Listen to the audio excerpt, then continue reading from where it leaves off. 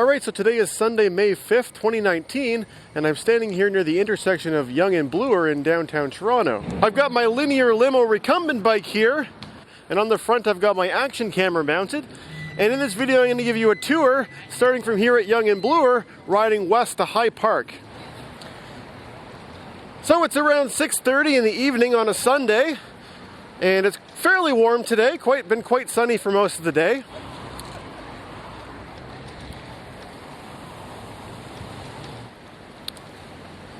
I believe the temperature right now is sitting around 16 degrees Celsius, which I wouldn't say is particularly warm for the month of May in Toronto, but we've actually had quite a cold spring. And I'd go as far as saying that today is kind of the unofficial first day of spring, because, at least for a weekend day, just because it's been so nice and warm and sunny, and I've just seen so many people out and about enjoying the city. So the intersection we just crossed there was Bay Street, and the first segment that we'll be riding here from Yonge Street along Bloor until I get to Avenue Road does not have bike lanes on Bloor. It has sharrows though, so it has these painted bike symbols which are part of the live vehicle lane. So no real dedicated infrastructure for cycling in this area here, and I've got a red light which I'll stop for. Just a pedestrian crossing here. This area where I'm in right now is known as Yorkville. I guess Yorkville is a historic village. I guess that was a little bit outside of, the original settlement which became the city of Toronto. So a little bit north of here, so kind of over to my right behind these buildings, there's a little, old historic streets. But the part of Bloor right here where we're on, it's all just, big modern buildings which have, been developed fairly recently. Over on the left, that big building that's kind of a funny shape, that's the Royal Ontario Museum, or better known as the ROM.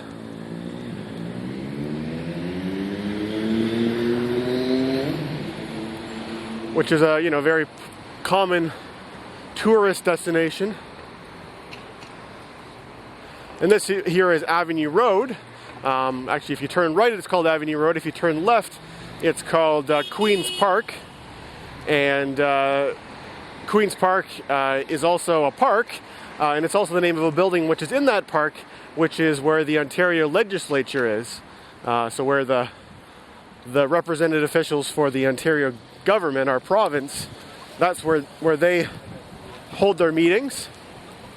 And then if you keep going south along there, Queen's Park becomes University Avenue, which is a big, wide avenue that goes all the way down as far as Union Station, just on Front Street.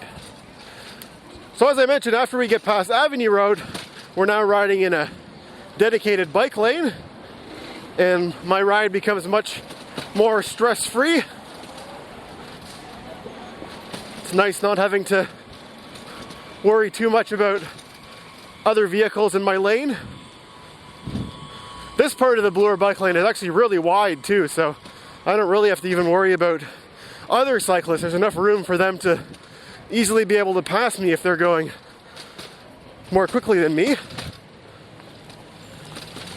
This area here is kind of coming across the top of the University of Toronto St. George campus. This road we're crossing here is actually called St. George.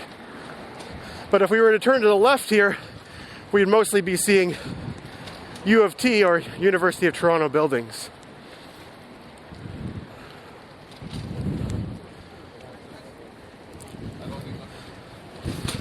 Back there we also passed the Royal Conservatory of Music, which is also on the left.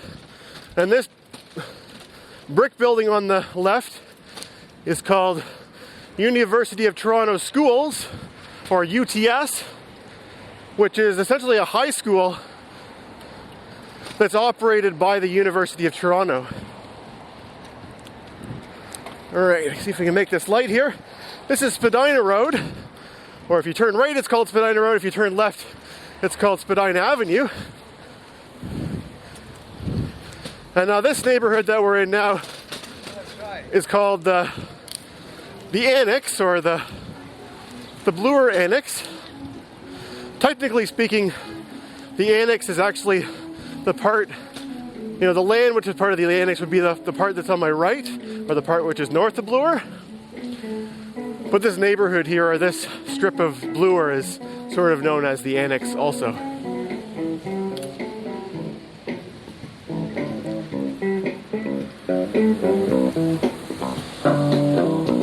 There's a street musician who's on my right there that I passed.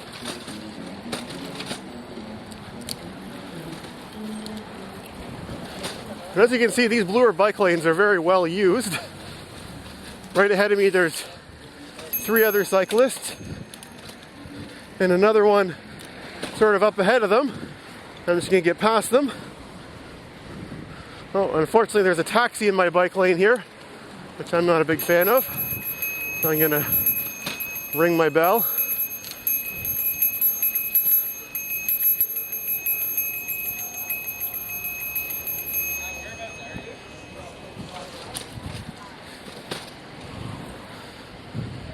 Thankfully that doesn't happen too much, but when it does, I make a point of making them aware that, you know, they are parked in a bike lane. Because if I don't, then unless they get an actual ticket or approached by law enforcement, then they have no, you know, really way of knowing that they're breaking the rules. Oh, sorry. On the right there, we just passed a building which had a big awning over it, or awning which stuck out over the street. That's the Bloor Cinema, which is a theater which just shows, or as far as I know, almost exclusively shows documentary films. And right now the Hot Docs Festival is on. Hot docs being hot documentaries. So every time I've gone past there, there've been big long lineups of people waiting to get into various different documentaries. But it is a cinema that's open all year round, showing documentaries as far as I'm aware. On the left there, that kind of hidden behind the cars, but if you were to go back a little bit in the video, on the left there was sort of a pink barricade, I guess you'd call it, around where a building used to be. That is the site which used to be occupied by the Honest Ed's store, which was a landmark well known in this neighborhood for many years. The sort of store that was, they've been around for a long time, but sort of like a dollar store, but they sold more. It was a whole department store, but very good deals.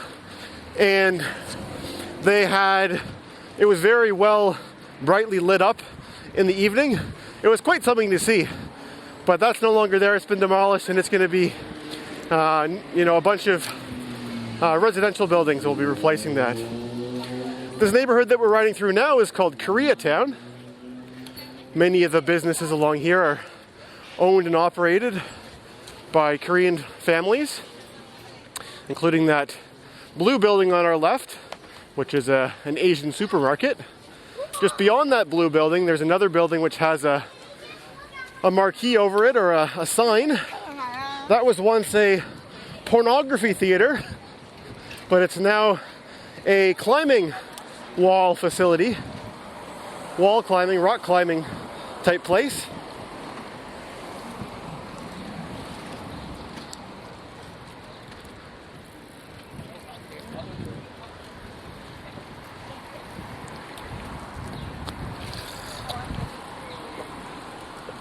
And we're just approaching Christie Street.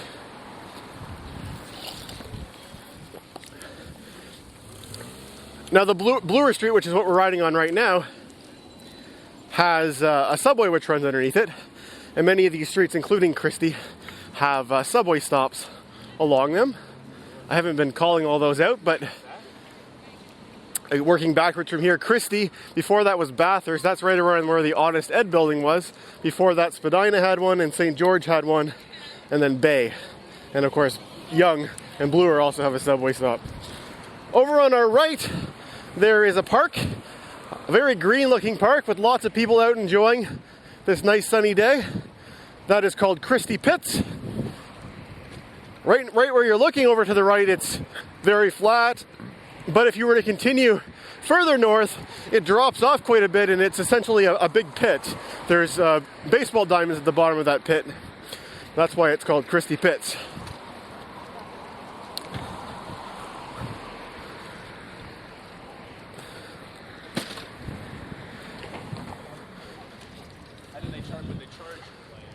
So now we've left Koreatown and we're now in Bloor Village, which is the next grouping of businesses, or the area. And unfortunately, this is also where our nice, beautiful Bloor bike lane disappears. I went from having this nice protected bike lane to now having to share the road with traffic. And on a day like today, on a Sunday, the capacity of this portion of Bloor for vehicular traffic is actually the same, because they've got parking on both sides, so you've got one lane heading in both directions.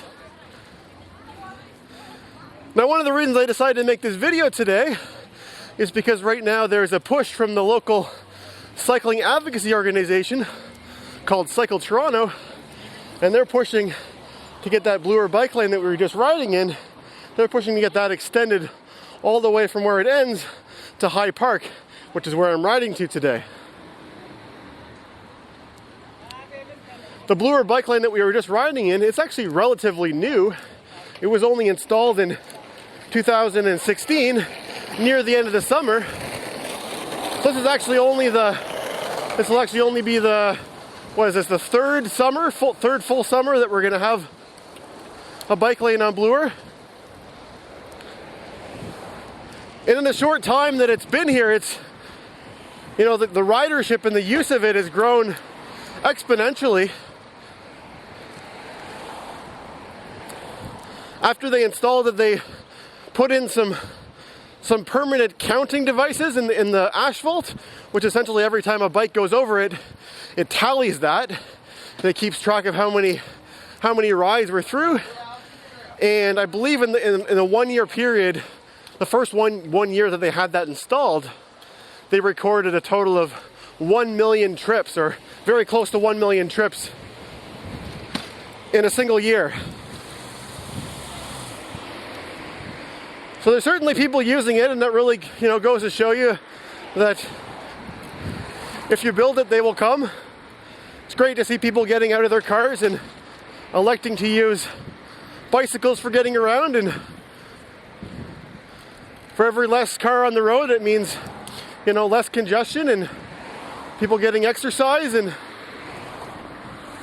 getting to experience their city in a very different way. This street here is called Havelock Street. So I would certainly urge you to support the effort to get those Bloor bike lanes extended. Cycle Toronto has a new pledge set up online where you can go and you can sign, and you can basically, all you're saying is that you support the extension of the bike lanes. So I'll provide a link to in the description below for you to follow along and do that. It will certainly be a big help. I realize that many of my viewers don't live in Toronto, and that doesn't matter, because there's no restriction that the pledge can only be signed by people that live in Toronto. It asks you for your information. If you're not from Toronto, then you just don't write down that you're from Toronto. You write down where you're from. And again, even if you don't live here and you support cycling, the more cities we can make safe for cycling, the better. It'll just continue the momentum, and as we saw with the other Bloor bike lane, it was such a success. Things grew so quickly with ridership.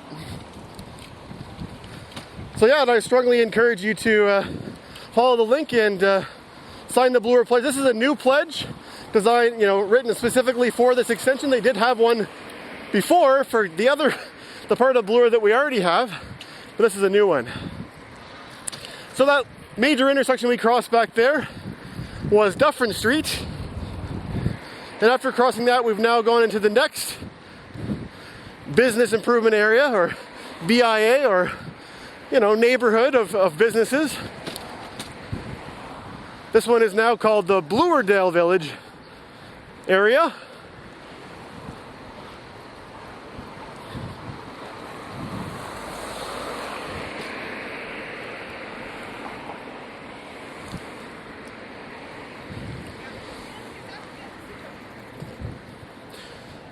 So this is my first video filming with my action camera on this particular bike that I'm riding, my linear limo. I made a video earlier in the year showing how I replaced the frame on my older linear with this brand new one. And as part of that, I also made a special 3D printed plastic bracket specifically for holding my camera onto this bike, because making these narrated cycling videos is something that I want to be able to do, and I want to have a good, convenient way of mounting my camera. So we're just about to go underneath a set of train tracks on this bridge here.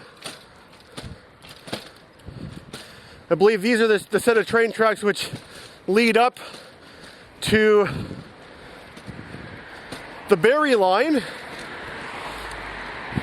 for Go Transit, which is the line that I took when I started my second bike trip last summer, when I rode the train up to Aurora.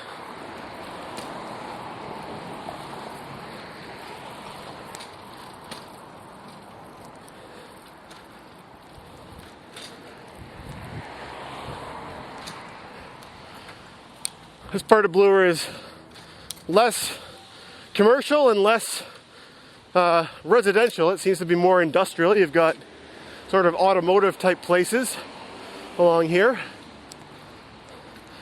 But it does pick up and become residential again fairly soon. My destination is High Park, which is one of the city's largest parks, certainly the largest city that's sort of close to downtown, at least if you exclude Toronto Island, which is a little bit of an anomaly when it comes to parks, because you have to take a ferry to get there. Thank you. So this intersection here is called Symington if you turn right, and on the other way it's called Stirling Road. And there's my green light.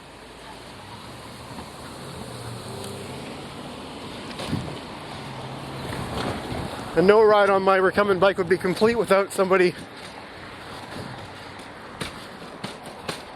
complimenting me on my bike, or at least commenting on my bike. Alright, so now we're going under another set of train tracks. This is also where the West Toronto Rail Path crosses Bloor Street.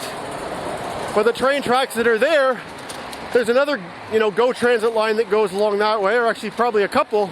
But also the train which goes up to Union Station, which is called the Union Pearson Express.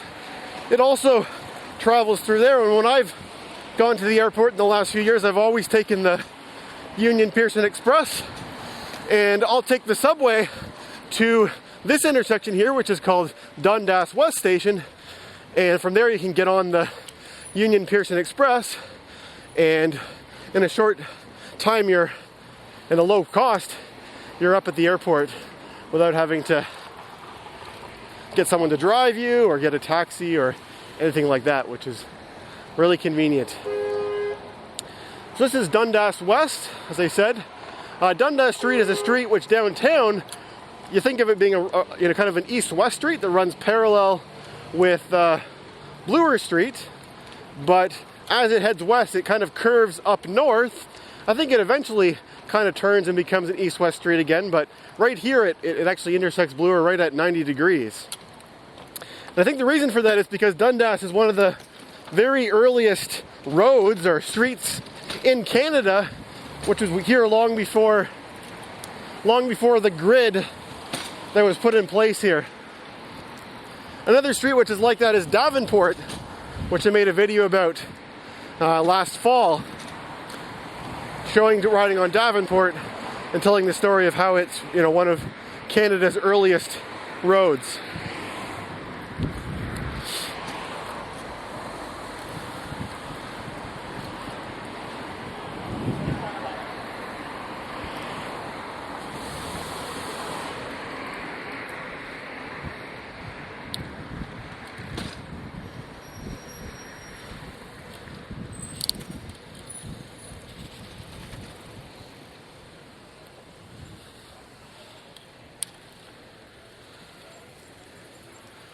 All right, this road we're crossing here is called Indian Road. At the bottom of the hill up ahead, where the traffic light is, that's, I believe, Keel Street.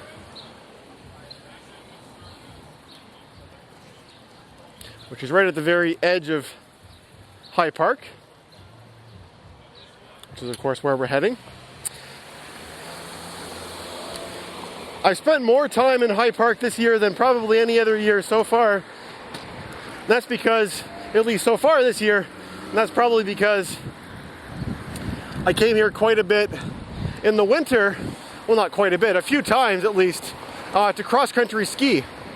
This winter we had some times where it snowed quite a bit, and we actually had some substantial accumulation of snow on the roads, or on the ground. So I took advantage of this and took my cross-country skis in the subway right to here at Keel Street station, and from there I entered the park over there straight ahead on that corner there, and with my skis I skied, you know, loops of the large High Park and really enjoyed it.